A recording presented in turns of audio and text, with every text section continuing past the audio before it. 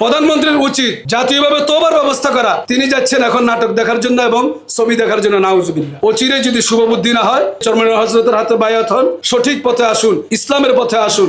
শুরুতেই ওলামা মাশায়েখ আইম্মা পরিষদকে আমি ধন্যবাদ জানাচ্ছি। ওনারা একটি সময় উপযোগী মত বিনিময় সভার ব্যবস্থা করেছেন। এজন্য বাংলাদেশ খেলাফত মজলিস কেন্দ্রের পক্ষ থেকে আমি ওনাদেরকে মোবারকবাদ এবং ধন্যবাদ জানাচ্ছি।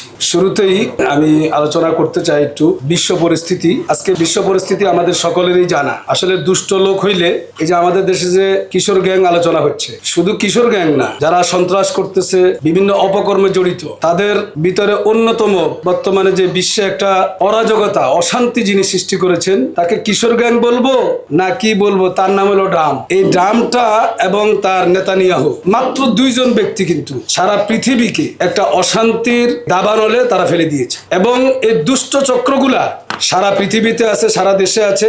বাংলাদেশে ইন্টারিম সরকার অনেক পাওয়ারফুল সরকার ছিল, বিদেশের দালাল ছিল, পরাশক্তির দোসর ছিল।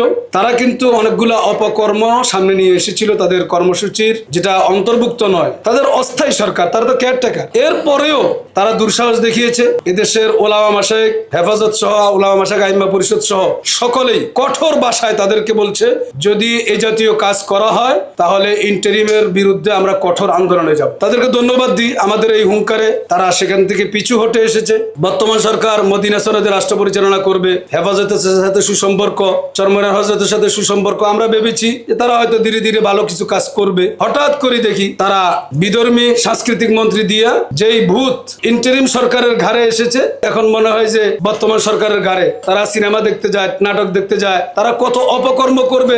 যিনি জাতির লিডার হবে, তিনি হবে আদর্শবান। আপনি কথা বলবেন মুহাম্মদ রাসূলুল্লাহ সাল্লাল্লাহু আলাইহি ওয়াসাল্লামের মদিনা শরীফে রাষ্ট্র পরিচালনা করবেন, কিন্তু অপকর্ম করবেন শয়তানের মতো। এদেশের ওলামায়ে কেরাম আপনার প্রতি কোনো সমর্থন রাখবে না। আমি দায়িত্বহীন ভাষায় বলতে চাই, যদি এই গানের শিক্ষক নিয়োগ দেওয়া হয়, তাহলে আমার মনে হয় বর্তমান সরকার কয়েকদিনও ক্ষমতার মসনদে থাকতে পারবে না। ওলামায়ে কেরাম যখন মাঠে নামবে, তখন আপনারা গানের শিক্ষক নিয়ে থাকবেন। যেখানে ইন্টারিম সরকার এই দুঃসাহস দেখিয়ে পিছু হটেছে, আপনারা ইঞ্জিনিয়ারের মাধ্যমে ক্ষমতায় এসেছেন, জনগণের ভোটে ক্ষমতায় আসেন নাই, এটা পরিষ্কার। অতএব সাবধান হয়ে যান। গানের শিক্ষক বা নাটক, সিনেমার দিকে যদি মনোযোগ দেন। বর্তমানে যে বৈশ্বিক পরিস্থিতি, আমি এখন আসার সময় কাকরাইল থেকে আসলাম, এদিক দিয়ে হেঁটে আসলাম, মানে গাড়িতে আসার কোনো ব্যবস্থা নাই, রিক্সাও ব্যবস্থা নাই। যে লাইন দেখলাম হুন্ডা এবং গাড়ি, আমি আমার সাথে একজন আছে, আমি বললাম যদি রিক্সার যদি তেল লাগতো তখন কি অবস্থা হতো ঢাকা শহরে। সরকার উপহাস করতেছে জনগণের সাথে। বাণিজ্য মন্ত্রী বা তাদের জ্বালানি মন্ত্রী বলতেছে যে আমাদের কোনো সংকট নাই। সংকট না থাকলে এখন দেশে এই অবস্থা কেন? প্রধানমন্ত্রীর উচিত জাতীয় মসজিদে এসে বা জাতীয় ঈদগাতে এসে জাতীয়ভাবে তোবার ব্যবস্থা করা। তিনি যাচ্ছেন এখন নাটক দেখার জন্য এবং ছবি দেখার জন্য, নাউজুবিল্লাহ। অচিরে যদি শুভবুদ্ধি না হয়, ওলামায়ে কেরামের হাতে বায়াত হন, বিশেষ করে চরমনাই হযরতের হাতে বায়াত হন, আসুন, সঠিক পথে আসুন, ইসলামের পথে আসুন।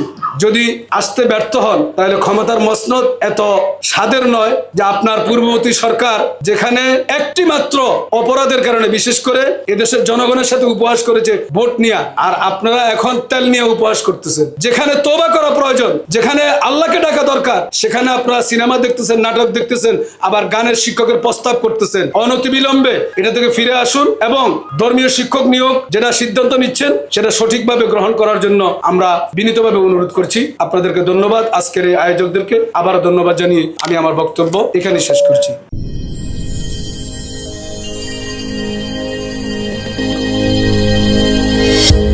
ভিশন 24, দৃষ্টিতে বিস্ময়।